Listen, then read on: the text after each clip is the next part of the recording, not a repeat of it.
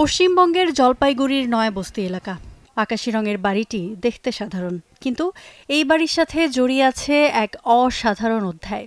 এখানেই কেটেছে কিংবদন্তি খালেদা জিয়ার শৈশব। এটাই তার পৈতৃক ভিটা। সময়টা দেশভাগের। ১৯৪৭ সালে এই বাড়ি ছাড়েন খালেদা জিয়ার পিতা ইস্কান্দার আলী মজুমদার। মা তৈয়বা মজুমদারের জন্ম উত্তর দিনাজপুরের চাঁদবাড়ি গ্রামে।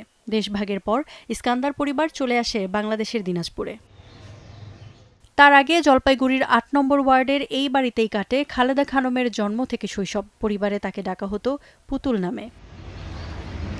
স্থানীয় বাসিন্দারা জানান, পুতুলের পারিবারিক একটি বাগানবাড়ি ও একটি বসত ভিটে ছিল নয়াবস্তি এলাকায়।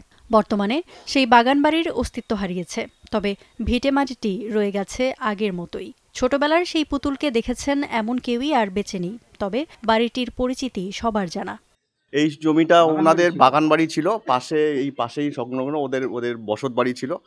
এই বসত বাড়ি থেকেই উনি শৈশবটা কেটেছে। আমি তো দেখিনি ওনাকে, কিন্তু মাদের মুখে শুনেছি উনি এই জায়গাটায় থাকতেন। মারাই ওনাদের সঙ্গে ওঠা বসা সবকিছু ছিল ওনাদের সাথে। এই বাড়ি দেখবার জন্য খালেদা জিয়ার আত্মীয় স্বজনরা এখনো এবছরে এসে দেখে গেছে তার নিজের ভিটাটাকে, খালেদা জিয়ার ভিটাকে, এবং তারা প্রায়ই আসে এবং ভিটাটাকে দেখে যায়।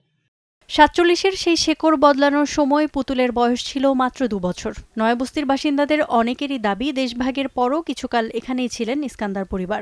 এখান থেকে চলে যান দেশভাগের পরে। অমরেন্দ্রনাথ চক্রবর্তী এখন যে বাড়ি, সেই বাড়িতেই ছিল, এই বাড়িতেই তিনি বসবাস করতেন। তার জন্ম এখানেই। আর এখানে যোগমায়া স্কুল, যেটা আপনারা যারা নয়াবস্তিতে আছে, সেখানে তিনি ক্লাস 3 পর্যন্ত পড়াশোনা করেছেন বলেই আমরা শুনেছি। দেশভাগের পর বাংলাদেশেরই আরেক বাসিন্দা অমরেন্দ্র চক্রবর্তী এই বাড়িটি কিনে নেন। খালেদা জিয়ার জন্মভিটা হিসেবে আজও বাড়িটি সংরক্ষণ করছে চক্রবর্তী পরিবার।